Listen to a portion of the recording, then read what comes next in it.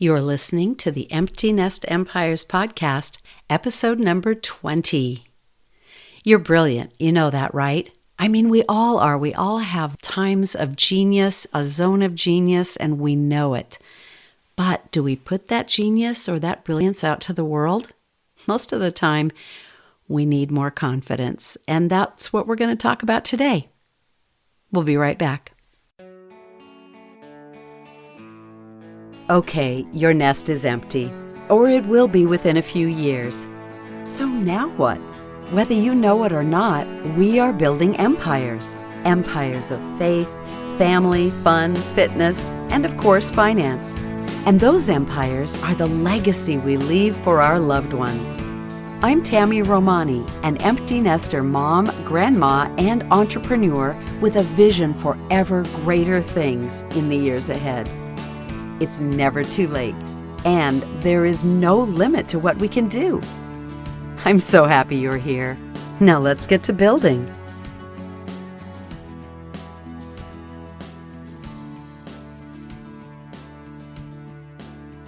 I'm pretty happy to introduce my guest today. Her name is Renita D. Terry. And do we need the D in there, Renita? Oh, yes, please. My mother would have a fit. Oh, really? Okay. Renita D. Terry, got to get that middle initial in there. And, it's funny. You go to events and you see people in the distance and you kind of get a feel for, I need to start following that person. And so I think our paths crossed at an event last year. And it just worked out that she reached out to me and said, hey, I might have a message for your audience. So as we talked more, yes, I really think that you're going to enjoy hearing from Renita today because she's in a transitional phase that so many in my audience are in. And whether you are in your 30s, as you are, Renita, or in your 40s, 50s, 60s, you're moving into a new phase of life. And Renita calls herself a lifestyle design expert, which I love that title more than I can even say. Can you welcome, first of all, Renita, and thanks for being here. So happy to be here, and thank you so much for the opportunity. I'm looking forward to this. It'll be a fun conversation, I think. So let's get started with where you are right now and how you got there. You had a corporate job not long ago, and you are now in the process of establishing your business to help others in the online space. What does that feel like? Is that scary? What is that like? Well, just to give you a little bit of backstory, because I love backstory, right? So I used to introduce myself as a fifth generation educator, third generation musician, because I actually come from a family that by and large, many have been in the education field. And so when I transitioned from what is the corporate world, I transitioned from a role as a national sales and training consultant, educational consultant for an educational publishing company. So even transitioning into that, I had come out of education. So I did that because I always knew what the big goal was. The big goal is to travel the country, training, speaking, and teaching on some kind of topic that I'm passionate about, right? So Okay. I knew that prior to that, I was actually subbing in the K through 12 schools.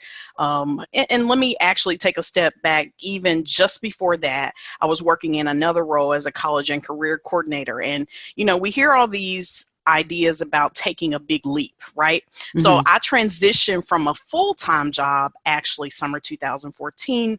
And after that, I just did some independent contract work as a musician because I play the piano as well, been playing since I was 5. So at this particular point, we just celebrated a month ago, 30 years playing the piano.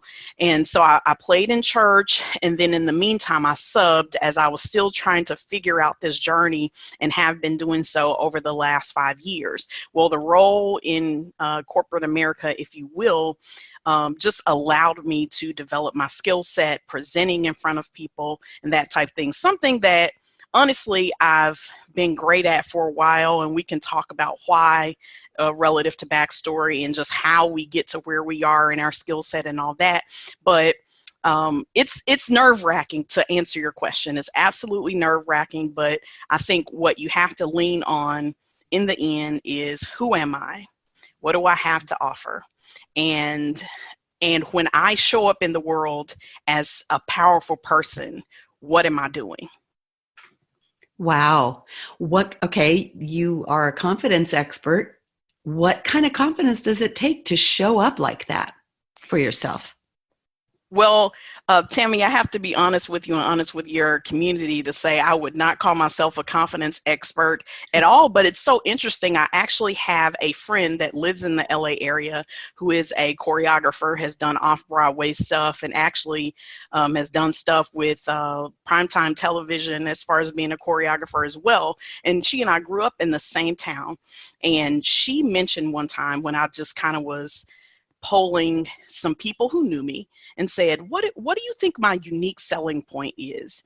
And it's so interesting that what she wrote back had something to do with confidence. And I was like, man, are you kidding? Like, I feel like I am always struggling with that internal war of imposter syndrome, and why, listen, we all ask, why should someone listen to me, right?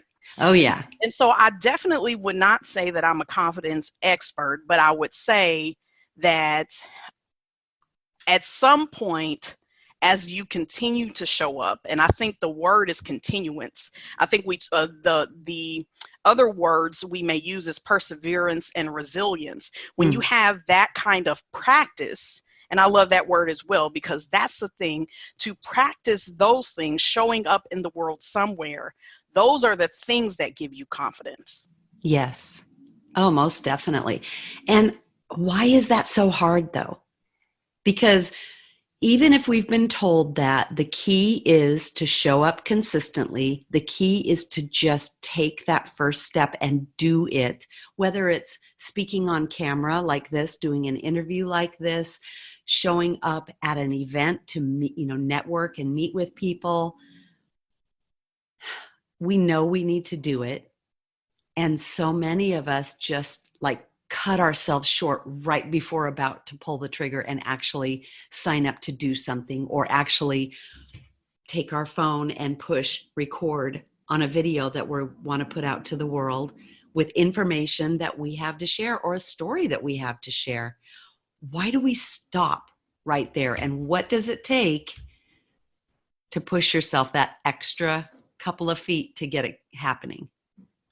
Well, I think two things. Sometimes we need to lower the stakes, because some of the people I'm sure that we're talking to are people who are perfectionists, people who are great at their craft, people who are, to be honest with you guys, ladies, you probably are already brilliant. Listen, I'm not trying to brag or toot your horn, but I am. You're probably more brilliant than most of the people in your circles, or right outside of your circles, because you probably hang around a lot of brilliant people. But so one of the things that you have to do is lower the stakes. Many times those kinds of folks that I just explained are perfectionists. No one can beat them at the game of critiquing themselves and all of that. And so, and that brings me to my second point, and let me get it out while it's in my brain. And that is, you have to get outside of your head. I was just listening to a woman who has a degree in counseling and is really focused on making the bridge between mental health and the faith community. And one of the things that she talked about is that depression and anxiety and those kinds of things happen because people are focused on their issues. And I think that if we're ever going to develop the confidence we need, it seems counterintuitive to focus on somebody else and their needs. And those are the ways that you can show up in the world. So I just said that get outside of yourself, number one. And then number two, understand that one of the issues that you have is probably perfectionism, that type thing, judging yourself quicker than anyone else can judge you. And so it causes you to create larger goals that make it impossible. And so you've maybe never thought about it like this, but maybe you're creating these huge goals is also a way of self-sabotage in disguise, because if you can make it big, we can dream big, right? But also if you don't get it done, it's kind of like, well, and then you tell yourself it'll never get done because you can't seem to, no, stop the noise and just lower the stakes and say, not how can I jump, but how can I put another foot in front of where I am right now? Ooh, I just want to shout hallelujah after that, because that is the key right there. And I honestly found myself spinning and not making any traction when I got to that place where I was like, okay, listen, I've been a voice actor for decades. So if I make a podcast, it has to be perfect from the get-go. Well, I didn't start my podcast for a year and a half because I was sure that I had to gain the skills and the knowledge to be like a production person when I've never done production. I've only done, I've recorded my voice and sent it off to somebody else. But because I had this idea in my head that people were expecting perfection from me, it paralyzed me. So I can totally relate to what you're saying. You know what helped me? I actually went to some of the top podcasters, and I scrolled all the way back down to episode 0, episode 1. And you know what? They were all terrible. People who have millions of downloads on their podcasts now started from 0, and they were awful. Without question, their sound was terrible. It was just awful. And I thought, okay, if that person with, 2 million downloads of their podcast started there, that's where I have to start. Absolutely. And there's a freedom in that. So I love that you said lower the stakes a little bit. You still can dream big, but you can't make a leap from 0 to 1,000 in one day. You cannot make that leap. It starts with your first 5 followers on Instagram. And then it starts with maybe you get 100 and you're talking to them. And I think the other thing that you mentioned is that if we really have something that we are to teach or to serve others with, something that we have that can help others, we have to remember that it's not about us, right? It is about those that we need to help. And if we don't open our mouths and start talking about how we can help them, no one gets helped. Absolutely. Yeah. As you talk about that, I'm going to let you ask all the questions, right? But something comes to mind as you say that. And one of my favorite books for creative professionals, entrepreneurs, people in transition is by Austin Kleon, titled Show Your Work. And so in what you said, my question to your audience and all the listeners out there is 2 questions. Number 1 is, where have you shown up lately? Where have you shown up lately? And then the second question is, where do you show up on a consistent basis? Because you do need to show up somewhere, but you can't think that you can show up once and then think like magic is supposed to happen when people, whether it's online, in your community, locally, even in your own family, how can they depend on you? How can they trust your product, your idea, anything else if you're inconsistent? Now, I want to be, again, very clear to your audience that everything I'm saying is like medicine down my own throat. So I'm preaching to the choir and I'm preaching to myself, so to speak, about this very thing, because you need to show up, but you need to show up consistently as well. Mm-hmm. So is it a daily practice? Of course it is. Absolutely. And what does that look like for you? How do you get out of your head and into a place of action? Tammy, just go ahead and just sucker punch me. Why don't you? Hey, I'm preaching to myself as well. So I get it. I'm there. I have days where I just don't feel like it. I don't feel like reaching out to anybody. I don't feel like writing an email. I don't feel like brushing my hair and putting on some mascara so that I feel good enough to actually turn the camera on. Mm-hmm. And I think the the goal is to create a system. And I know that sounds scary for some folks, and it sounds scary for me sometimes, and especially if you're a creative, and if you're a mom out there, in any way, mom, grandmother, or whatnot, and you say, "What? I don't care what job you came from," because I have this argument with my own aunt who actually worked for this same corporate company that I just left. And so she's a sales consultant traveling the world. And we have this kind of, not a fallout, like it's actually a very open conversation, but I don't accept her telling me that she's not creative. So if you happen to be in this community and you're someone who says, well, I'm not an artist, I beg to differ. And just because I'm a huge resource person, I say go read Seth Godin's book, Lynchpin, because when he talks about being indispensable, and then too, my point to mothers is the level of improvisation that you have to do in order to keep schedules, to do all of these things. You are an artist. You just have to think differently. So I said that when we talk about how do you practice this thing daily, moms, you know how you practice it daily, whether you feel like it or not. And then for those who are creatives and entrepreneurs who may be like, I don't like schedules, like I like to be open and free, and when I feel it, I feel it. So choose a system at the bare bones level that works for you. So maybe that looks like, at the very least, you have a morning routine, and at the very least, you have a nighttime routine. And then in the middle, you learn time blocking. Mm-hmm. And you use Pareto's principle maybe to do that one thing, or to do the 20% that's going to be the tipping point for you. So that's, again, back to what I said earlier about lowering the stakes. You think that because you listen to all these productivity podcasts and you read all these books, and I'm talking to myself, right?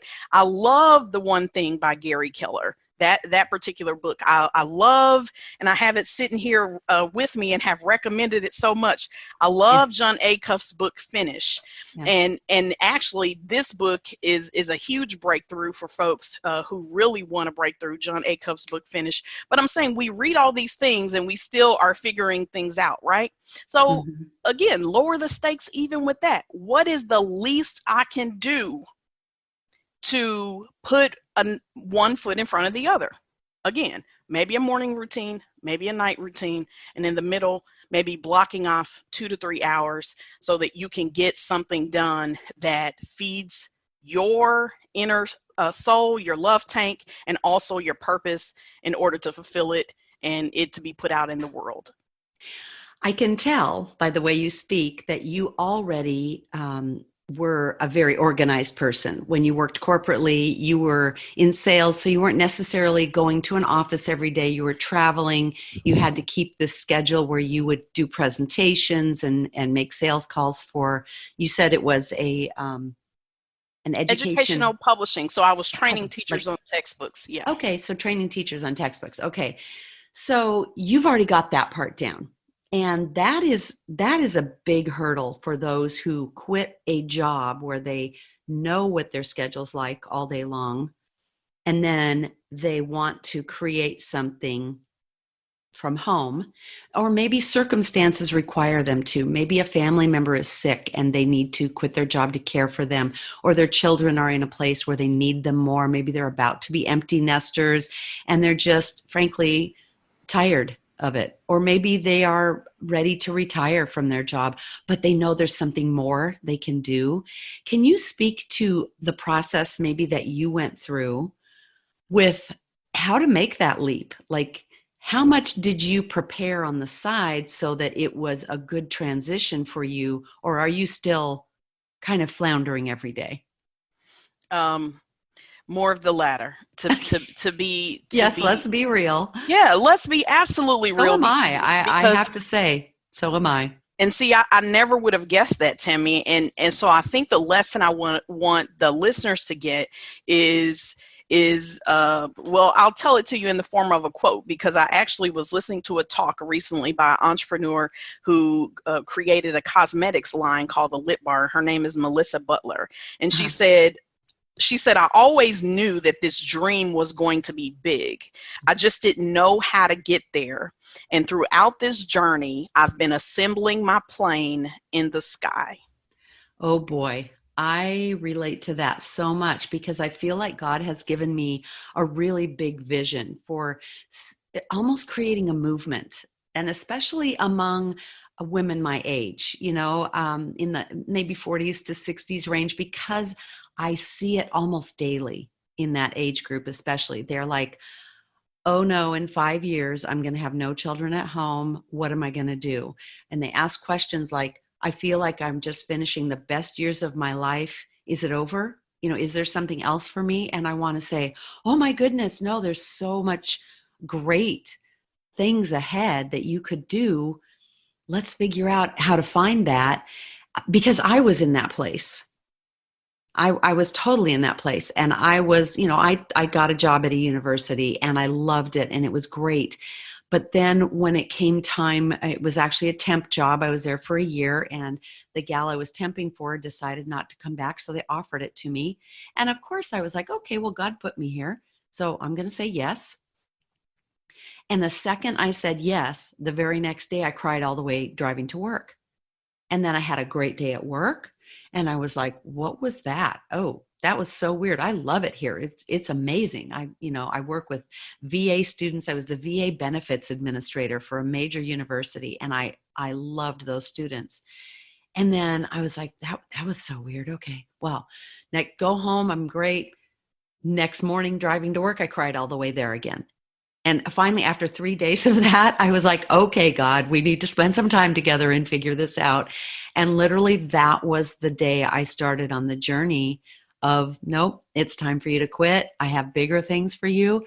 But that was years ago. And I still have this vision for a huge future that I feel like he's placed in me. But getting there is such a daily grind, right?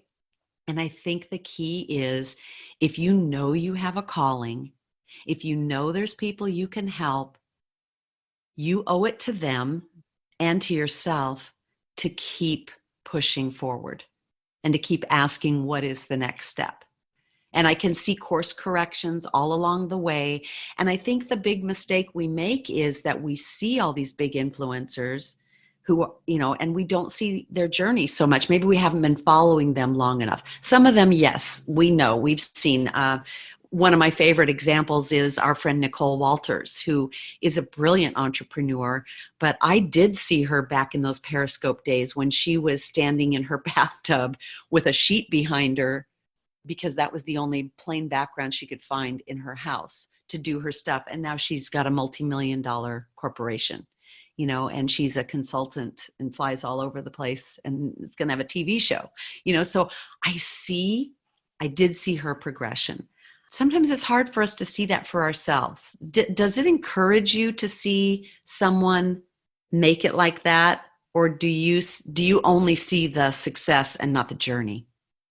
Both, to be honest with you. And so I think sometimes, here's what I want to say about that. And actually, if you don't mind me saying this, like, I'm actually in the throes of launching my own first product that I call Confident Brilliance. And it's really a process that helps people look less at others and more at themselves, what they have to offer. And it gives them a rinsable, repeatable framework so that they can always identify where they are within a process. Now, I love that. I was thinking about this as I was preparing for this call, that if someone were to ask me, well, Renita, how long does it take? Because again, that's just the world we live in. Mm-hmm. And we want stuff, we want it now, and we want it right now, right? Yep. But I think my answer in my head that I came up with, that I would tell anyone, is, if you ask how long it takes, what I would tell you is that faster than you staying where you are. because that's the most important thing. Like, am I working a process? So to answer your question about those who seem to have a certain level of success, like, does that encourage me or what? And I think, number one, yes, in some ways, but in other ways, because I am an insular person, because I am extremely introspective, because I am an introvert, and because, again, in my head, I'm already a perfectionist and a chronic one at that, I think that sometimes I'm even, this whole process that I'm sharing with people that's been almost 20 years in the making is me upgrading my system to say, I can still move forward however fast, however slow, and get to my next best step, because it's always about that. And I think I want to give a visual to your audience to say, again, especially for people who are in transition. And if you happen to be like me and you're in your 30s, or even maybe your early 40s or whatever, you may feel like you need to take a leap. Like, and so we see these pictures on social media that's shared about this kind of person like jumping to the next cliff. And I want to say to you to scratch that, take it down, whatever, throw it away, burn it up, have a bonfire, and really take a piece of chalk, draw hopscotch boxes on the ground, and do that. And that's what this process is about, more than anything. And that's what I would tell anybody. I don't care what phase you're in. Can you do hopscotch? And I bet you can. Wow. That is such a great visual. I love that. And I love the concept of showing your work, because it's in those of us who are on the journey, it's in showing our journey that it in turn encourages others. So you're showing your journey right now, and you said you wanted to talk about that. Can you describe for us where you are, how long ago you had your quit day, and where you are in the process? You said you're about launching your very first product, Confident Brilliance, which I love, and maybe there are people listening who need to reach out to you and get on your list. So we'll definitely share how to do that at the end and in the show notes. But Confident Brilliance, I love the title. I love what that portrays, because I think so much of us do have moments of brilliance that we're pretty proud of, but we don't have the confidence to put it out to the world. So where are you in your journey right now? Where am I in my journey? I am, if I were to give you a sneak peek about the framework, there are kind of 5, I hate to say steps, but I'll say that for lack of a better description at this moment. But in the 5 steps of this framework that I teach, I'm on the 4th step in some ways, and that 4th step is called execution. To be honest with you, even this interview is a way of me executing, right? Sure. And so when I talk about this framework, which I won't give the whole thing away, but I'll definitely give you some kind of sneak peeks into what it's about. But I say that I'm on the 4th step, and then again, because I told you it's a rinsable, repeatable process, the fact is that once I get to the 5th step, it's time to repeat, but just on another level. I am someone who has a faith-based background. So for those who are listening, I'll explain it to you in this way. There is a scripture in Holy Writ that talks about from faith to faith, from glory to glory, from everlasting to everlasting. And with this process that I teach, I'm at least trying to help you get from faith to faith. Okay. So I think every day, talk about what that daily process is. When we talked about that a little bit earlier, a morning routine and an evening routine, really, when you do that, and then in the middle, time blocking, if you will, when you do that from week to week, you're building faith, you're building confidence. And that is what I'm trying to help people do to upgrade. Because what it is that you need to upgrade your mental system, your thought process. That is a practice as well. So here I am, a creative, again, 5th generation educator, 3rd generation musician, someone who has always had entrepreneurial ideas, even in high school. And to talk about what Tammy just asked, this whole concept that I'm teaching you, I wrote it when I was in high school. I found it in a journal of mine, and literally it was all brought back to my remembrance just a couple of months ago, but it never dawned on me that this could be something that I offered the world. Oh my word. Wow. And that's why it's so important for us to look back at our history and look back at, there's a phrase of looking for a common thread. And sometimes, especially with moms who are about to be empty nesters who say, what do I do now?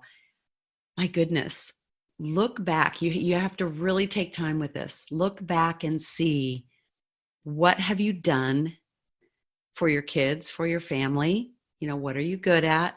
What did you do when you were in grade school and high school? What were you good at then? What brought you joy? Was it singing? Maybe it's time for you to sing again. Was it playing an instrument that you've let fall by the wayside? Maybe it's time to pick that up again. Was it writing? Maybe it's time to pick that up again, because we do get busy in life with our jobs and our families, and we let those what we would maybe consider fringe things go, don't we? And here you found in a journal the framework for what you are supposed to teach the world. And I think that's so amazing. And it really does show just God's goodness in bringing us to, through this whole journey that there's a plan. And I love that. I just love that.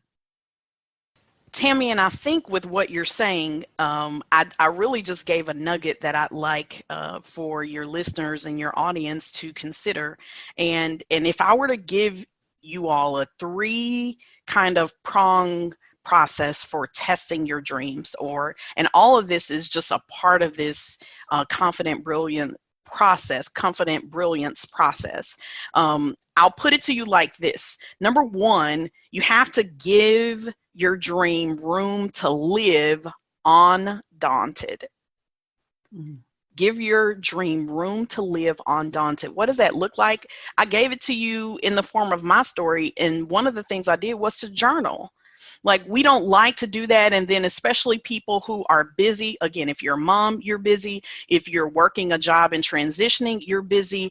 Whatever, in a relationship, happily in a job or transitioning, you're busy, even if it's just in your mind because you have clutter. One of the ways to have an undaunted space is to get it out of yourself again. And one of the ways to do that is to write, to journal, or another way, I guess I don't do as much, but it's certainly another tool, is to record your thoughts, maybe while you're driving or whatever. So that's kind of like first step in order to test your dream. Yeah, that's great. And then the next step is? And so I would say the next step, and let me say this to go back to what I just said. So one tool is writing, or like I said, using audio. And then the second is to do the activities that feed your curiosity. So we talked about those fringe things, or those things we've kind of let go by the wayside. But the way you know whether or not you need to pay attention to it is that it keeps coming up. Over a decade, yes, it has come up. Over another decade, it has come up.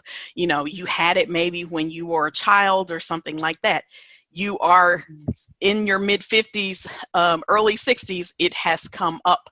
So those are ways that you need to pay attention to things. So the second one is to give it room to live within community. Now, I really already kind of spilled the beans when I talked about the book, Show Your Work. And that's what I mean by community. Like, once it is outside of you, undaunted, by journaling or something, where else can you give it room to breathe?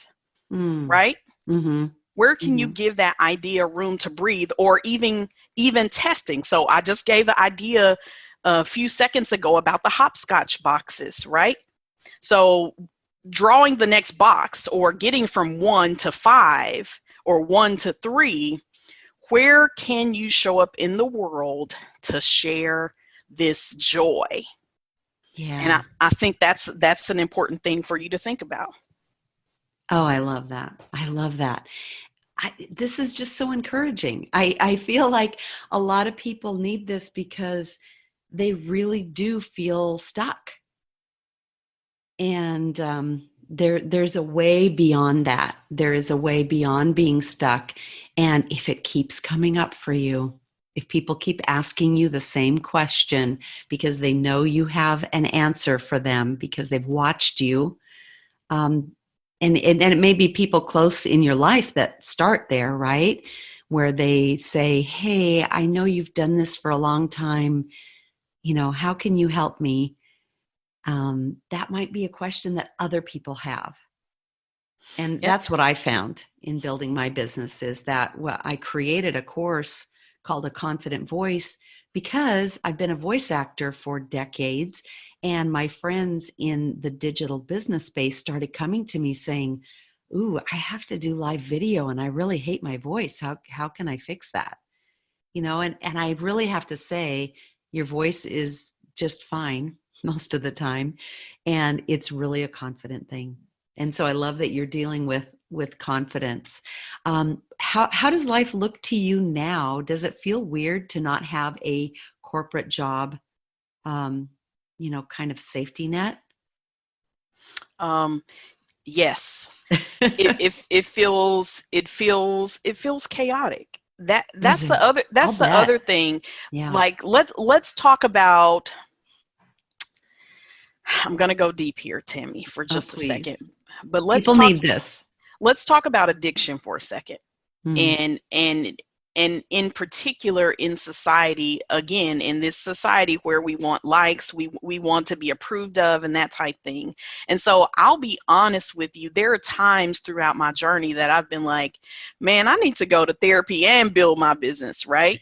Yes. And that may be the case. And so I think the thing that I've come to discover that I help people do is to do just what you just said. Like, most times there's nothing wrong when you talk about confident voice. There's nothing wrong with your voice. There's Hmm. something wrong with your thinking. So the thing between your ears, your pattern of thinking really about yourself and your work.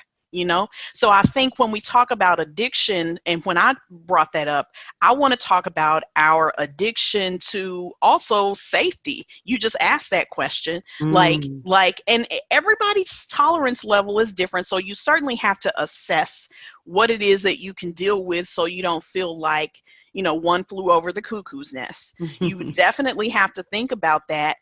However, every step, back to the hopscotch box, right? Every step should be helping you to realize that your tolerance can go up every single week, every single month, and in particular, every single year, so that you can get on with the show.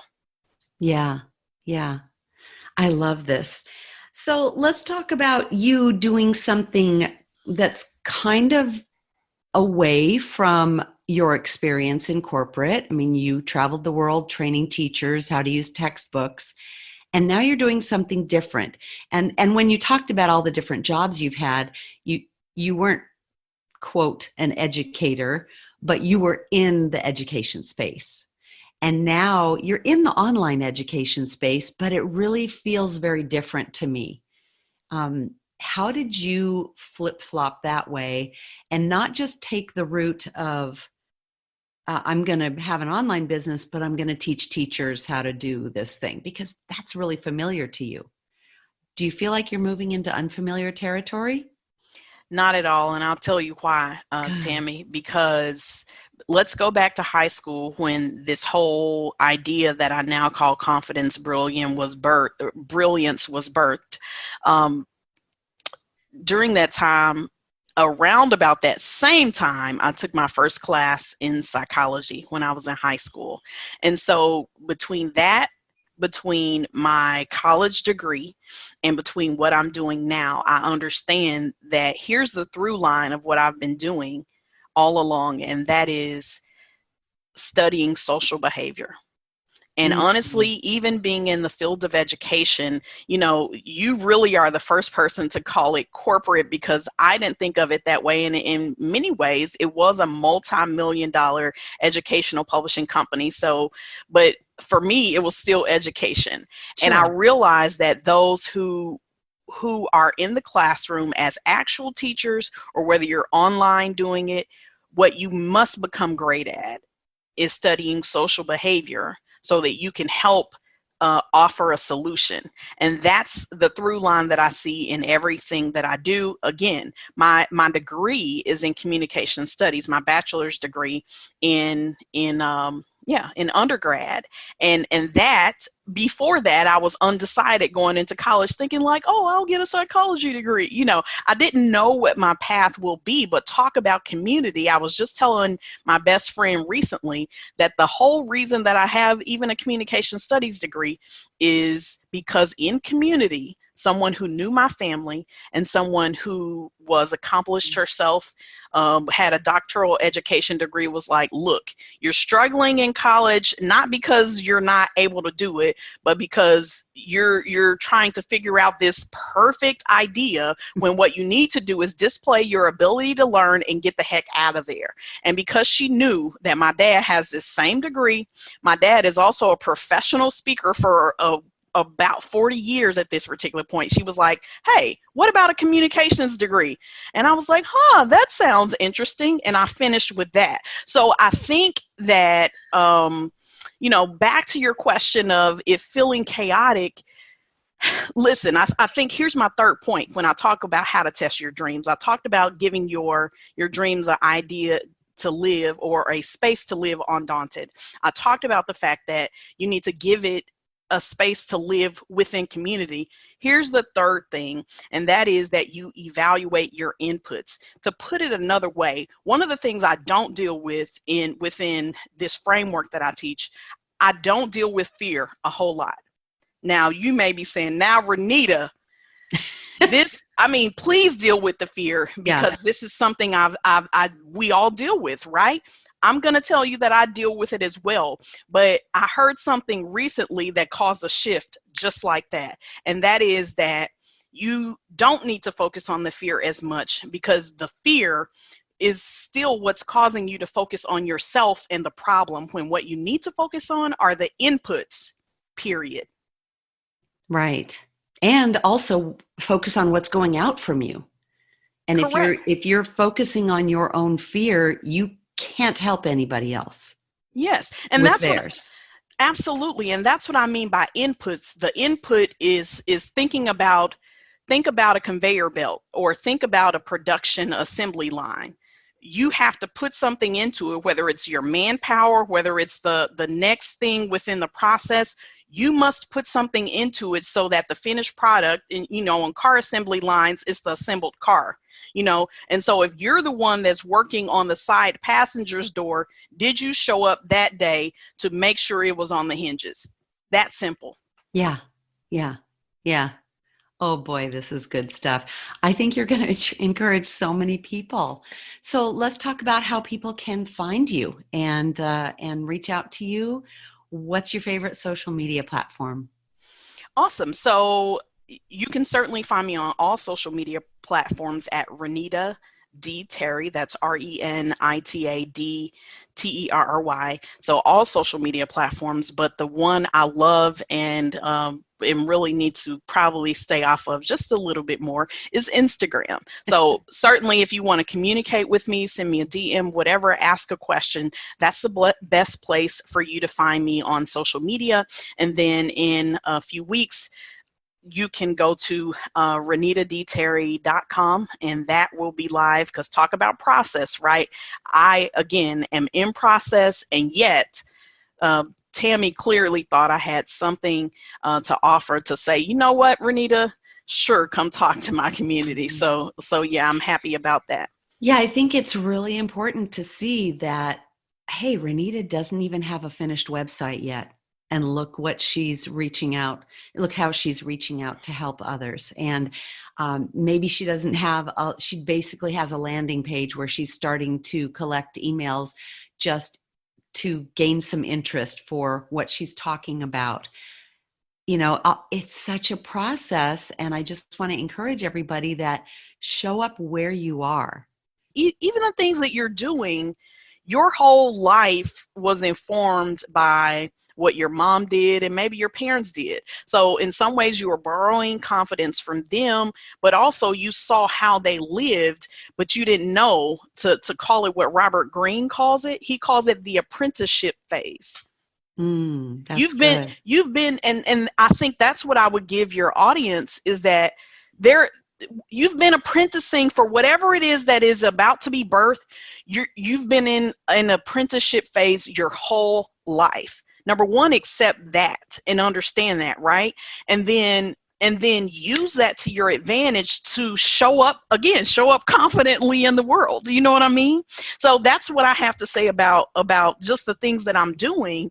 Like it, I would be repeat myself if I said anything else, Tammy, but go ahead. Just about the hopscotch thing and all that. Yeah. But seriously, like I was apprenticing. I didn't realize that even with speaking, I'm not saying that I'm the best speaker in the world. I plan to be, and I do think that I'm greater than a whole lot of people. Again, not being arrogant, but just saying that I've watched my dad stand up and deliver, whether there was a crowd of 30 or a crowd of 300 or a crowd of 3,000, and he's done it confidently, flat-footedly, and he shared his unique brilliance. And so who am I to be great? My dad's daughter. Yes. I can relate to that because my mom was a preacher and she was fierce.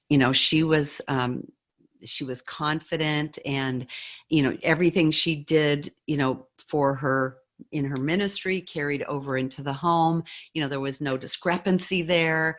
And I read an article the other day that said that children raised by a strong parent figure like that often have that strength themselves. So you and I both have that, but a lot of people don't. So where can they pull from?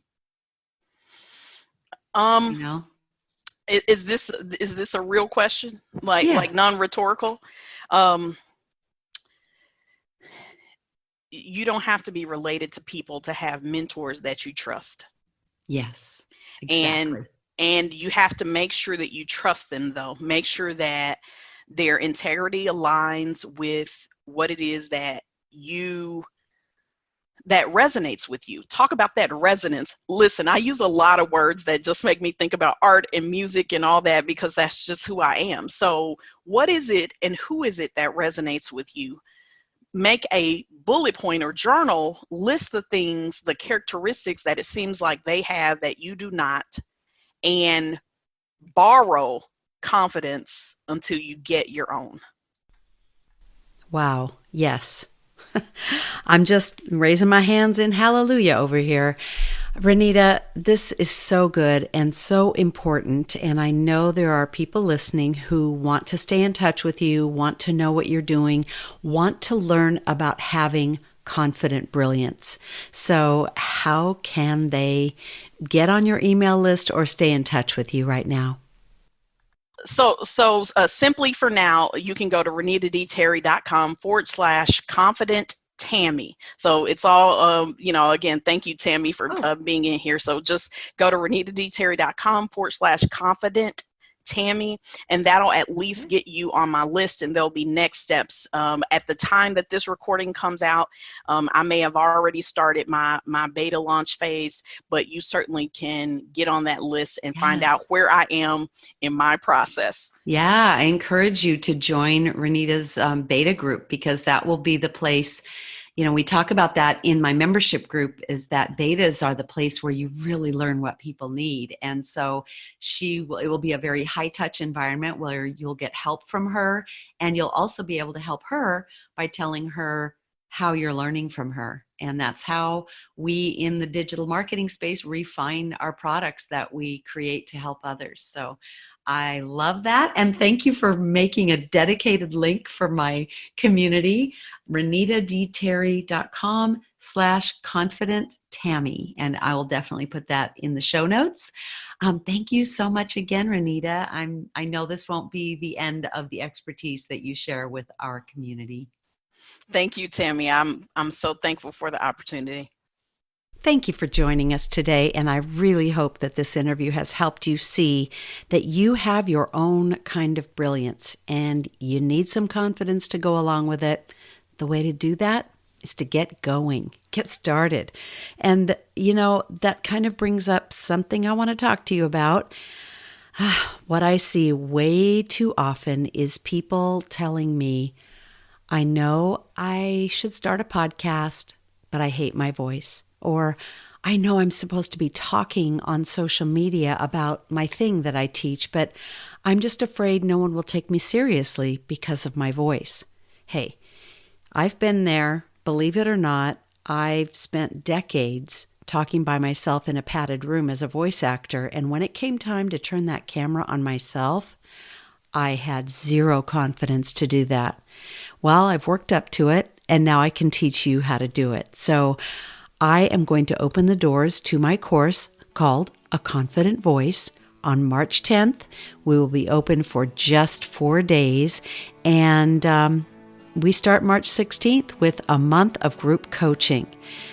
Now, what this is going to get you is the ability to understand that, first of all, your voice is most likely just fine. You might need to make a few little tweaks here and there, but,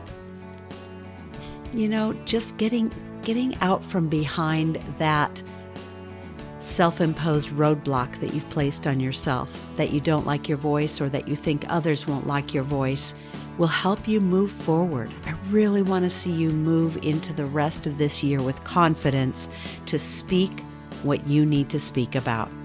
And having a confident speaking voice is going to get you there. So the way to find out about this is go to aconfidentvoice.com. I will be sending out the notice on March 10th to sign up just for 3 days, and then we close the doors because we are going to have a nice tight little group where we have a place to practice that's safe and secure and no one else will see. You will get encouragement, you'll get input, and you'll get coaching from me. So I hope that you will check it out. Go to aconfidentvoice.com, and I hope to see you inside the group. Have a great day. I'll talk to you real soon. Bye-bye.